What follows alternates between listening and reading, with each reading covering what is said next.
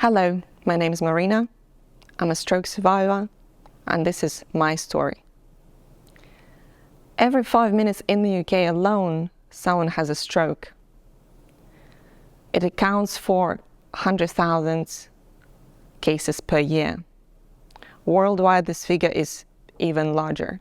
My turn came on the 16th of July, 2022. If it wasn't for my sister, I most probably would be dead.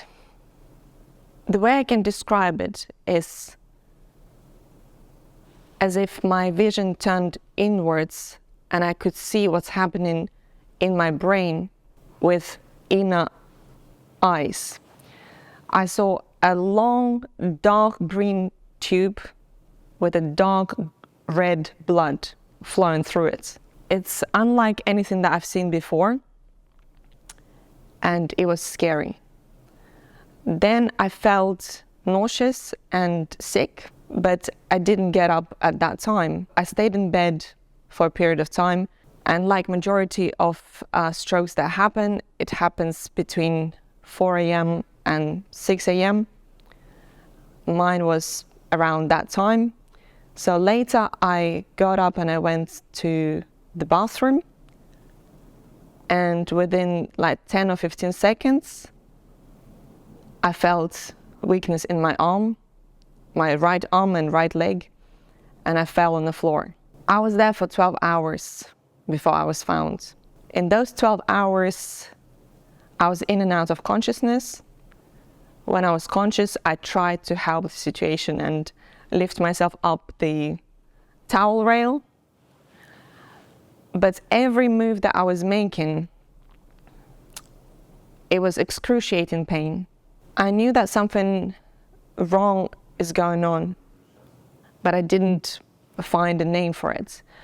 I didn't know that it was stroke, but I knew that I'm in a lot of trouble and I need help. And my phone was by my bedside, and since I live by myself, there was a very slim chance that someone would help me. While laying on the floor, a lot of regrets surfaced. And it wasn't anything of the material nature. I wasn't regretting that I haven't made much money or haven't achieved something remarkable. The regrets that came up were relating to emotional side of my life, that I didn't tell my family how much I love them, and my partner. Because I live by myself, there was very little chance that someone would suspect something is wrong. I heard my phone by my bedside going off. I heard that messages were coming through and phone calls, and I tried at least 3 times to drag myself out. But when you are paralyzed on one side, it feels like a ton. So it's very heavy to pull yourself up. I've tried a few times and I failed, and I was laying, crying, in pain, and praying that someone would think about me and come to my rescue. 16th of July was my brother-in-law's birthday, and it was very unlike me not to call on such occasion. So my sister, who lives in Vienna, suspected that something is wrong. And she tried reaching out. I could hear my phone going off, and she couldn't get through to me. She felt something that day. She felt anxious, fidgety, and she couldn't put a finger on it as to what's wrong. So my sister couldn't really tell what is going wrong, but she felt something. And she started contacting my friends, the people I work with. There was nobody to help to come and check on me.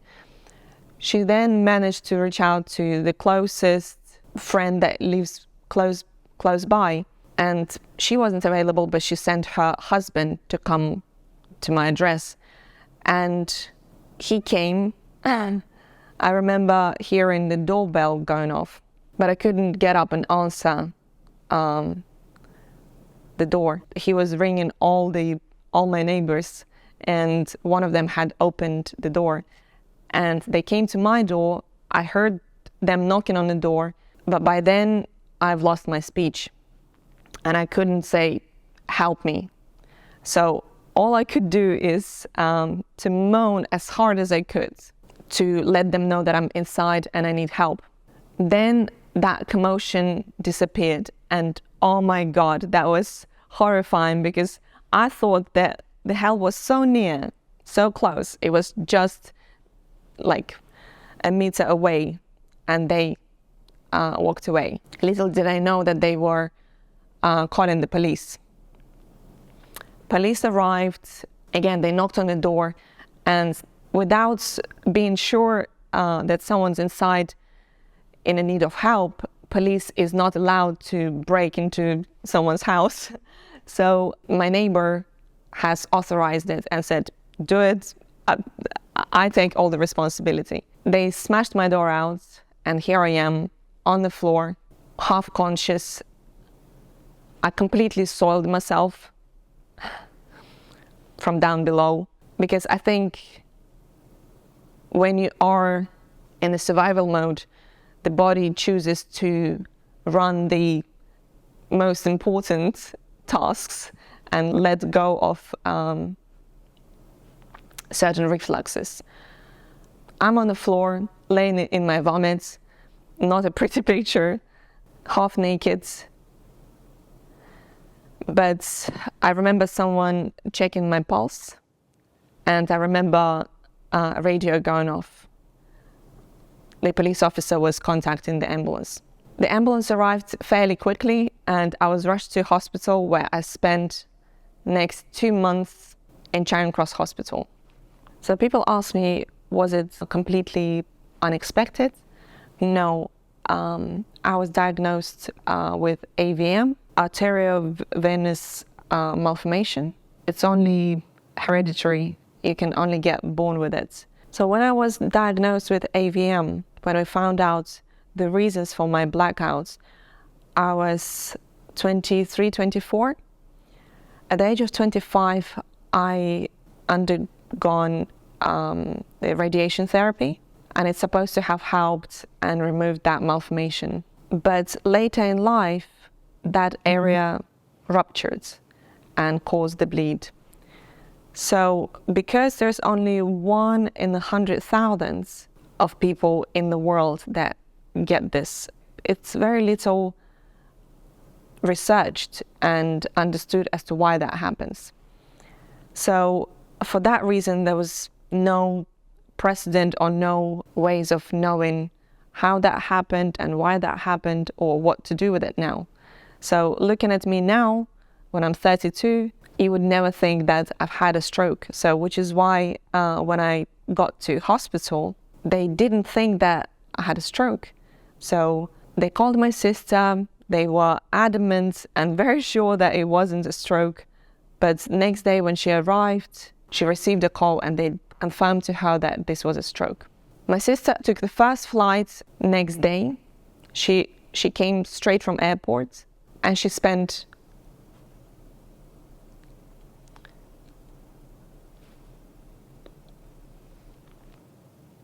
the next 2 months looking after me. She cooked for me, she washed me, we went for a walk, or as we call it, let's go for a ride, because I was in a wheelchair.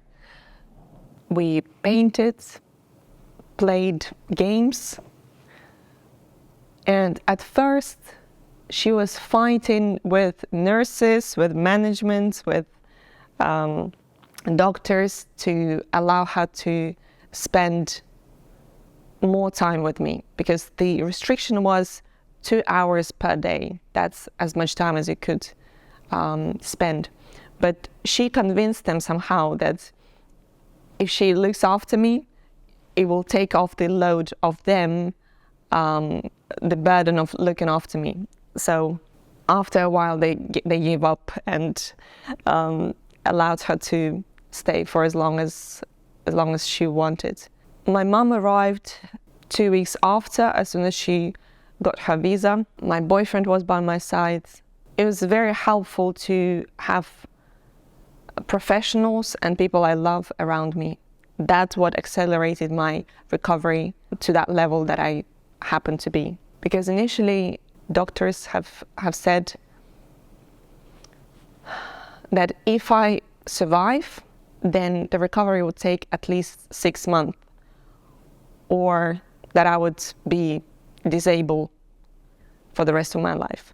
That means that I would need forever care and be a wheelchair user. And it was very daunting and depressing to hear such prognosis. But miracles do happen. And I walked out on my feet 2 months after that. I want to walk you through my journey in hospital. So it was Charing Cross Hospital.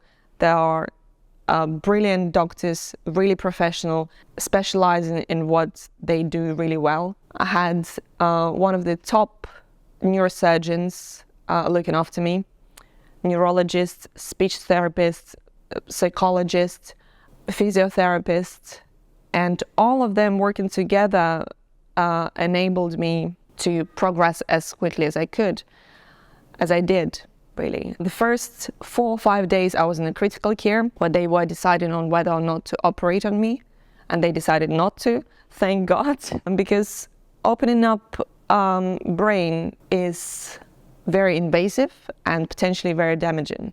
They looked at the images and MRI showed a clot as big as tangerine, they said.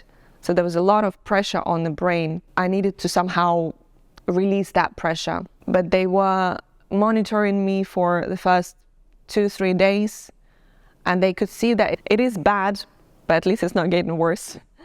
And they said, okay, we're not gonna operate on you. It's just gonna go away by itself. So the first 4 to 5 days, I was in the critical care, where there is a nurse by your side 24/7, because from there's only 2 ways out. One, you get transferred to intensive care, or 2, morgue. So after 5 days, I was transferred to intensive care, and at that time, I couldn't eat, really. So they tried to put the tube into my stomach. It didn't work, and my sister promised to the doctors that she will make me eat, which she was successful at. In that time, we had a lot of painful moments, but a lot of funny things that I look back to, and it makes me smile. So I want to share them with you. The first time I had a shower was 12 days after my arrival. So it was a very much needed shower. And I remember my sister wheeling me to the bathroom, and that first time when I felt warm water running on my face, it felt so good. It was divine. Same thing happened when I first time was rolled out on the street. The feeling of fresh air, the sun touches my skin, was absolutely amazing, remarkable. While in critical care, I felt that I was captured and held there against my will. The tubes and the wires connected to me, and as if someone is there torturing me. I know now it sounds funny, but at that time, that was my reality. I wanted to go home, and I couldn't understand why I'm there. So I've asked my sister and my boyfriend to take me home, but of course they couldn't. I was waiting for them to come back to tell me that, but they abandoned me. So I was laying there thinking to myself, if I get out, or when I get out, I'll take my revenge on them. Now it sounds funny, but at that time, that was my reality. And the brain is playing games with you, like certain things that happening feels distorted. It was strange to see certain things happening, and the way you perceive them is nowhere near to how I would take those things before stroke. When I was transferred to intensive care, if it was even a little bit noisy in the room, it would physically hurt my brain. So if someone speaks more than average, I would just close my ears to prevent the pain. When my sister came to see me on the 5th or 6th day, my speech started returning and I could squeeze out a couple of words. So I asked her to bring me my motorbike helmet, and when she asked me what would I need it for, I literally said, and I quote, "So that my head doesn't roll over the road when we go for a walk." And to me it sounded like a very sound idea. She tried not to laugh and we compromised, and she brought me ear defenders next day. My sister took me showering, and from laying for 12 days flat, my hair at the back of my head got matted, so she had to cut out that area. We went for long walks in a wheelchair, and there is a park where we walked and tried to jog and played a ball with each other. Probably the first week was the hardest one, both physically and emotionally. But for my family it was harder because they were helpless. I had a nurse come into my bedside and she said, from 1 to 10, please rate your pain. And somehow I managed to squeeze out 11. So she rushed to get me painkillers. I was on morphine for a while. That's a very sweet, like super sweet, disgusting medicine, and you don't get high. It manages your pain for like up to 3 or 4 hours, but you can't take it a lot. Morphine's supposed to help you with the pain, but not completely take it away. So it was given me mainly in the evening so that I could fall asleep and not wake up in the middle of the night, but obviously didn't want to overdose me. So the first steps that I took, I got up, they were holding my hands, and I realized how tall I am. Because laying in a bed flat for a long time, you start to perceive everything at that level. So when I got up, it felt weird. It felt as if I'm so tall that I felt dizzy. The reason I felt dizzy is because when you're laying for so long, your blood pressure is normalized in such a way that when you're flat, you're fine, but once you get up, it drops. So I felt dizzy and faint, and thank God I had those people by my side to hold my hands. I had a few therapists working with me on my recovery. I had physiotherapists coming to me on the 5th or 6th day, and even though my hand and my leg were not working, but he was giving me directions, and I tried to do it as much as I could. It was slow, it was uneven, very difficult, but slowly we got to where I am now. There was a speech therapist, and there were exercises where I had to, for example, name as much animals as I could in a minute, and she had to time me. So I remember sort of saying cat, dog, elephant, tiger, my boyfriend, and went on. I don't know how my boyfriend happened to be in the animal category, but that was funny. From second week onwards, my recovery journey started, and it really helped that I had my family by my side. Without them, I would not make such a quick recovery. My family was good at making me feel normal. They were making concessions as to how they treated me, but in general I felt absolutely fine. There were limitations to my speech and movement and all that, but the times when, for example, doctors were by my side but they were speaking to their colleagues as if I wasn't there, that felt horrible. And if you want to make someone who had a stroke any more miserable, speak of them as if they're not there, because that kind of wipes them off the picture completely. But if you want to help them recover, then do the opposite. Treat them like you would otherwise.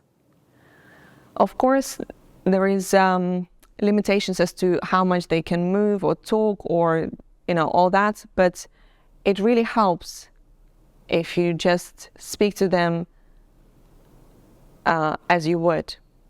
Probably the first week was the hardest one, and my sister was trying to be nice to me or make things more positive for me, and she promised me that in 6 months' time we would be somewhere far away, sipping away pina colada and getting suntan.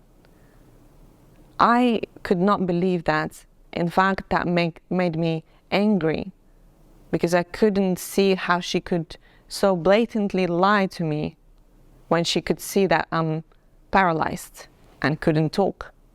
It felt like a joke, and it angered me. But she kept her promise, and February 2023, we did go to Thailand and spend there a whole month. So altogether I've spent 2 months in Charing Cross Hospital, and then I was discharged and my recovery continued independently at home. And my sister was there for me, working out every day. We went to the park and she was very good at keeping the schedule straight.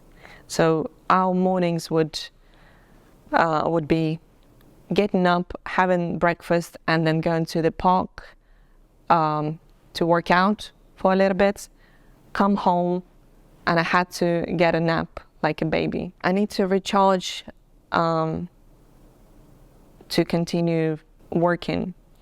So my energy level drops very quickly, and things that I could do very easily before stroke now seemed challenging. I'm getting back into my routine slowly and feeling better these days, but the life has split in before stroke and after. And I know that comparing myself to the state of before stroke is not realistic. People keep telling me that you need to be comparing yourself to the first week of stroke to where I am now. Like that, there is a clear signs of improvement and recovery, but I expect a lot from myself. So I put a lot of pressure, and I guess if I wasn't that harsh, things could have been better. So if it wasn't for my sister, my family, and my partner, the recovery would have taken a lot longer, and it wouldn't be this bright, because she was there every step of the way, and she supported me mentally, physically, has given me all her love that I needed to recover.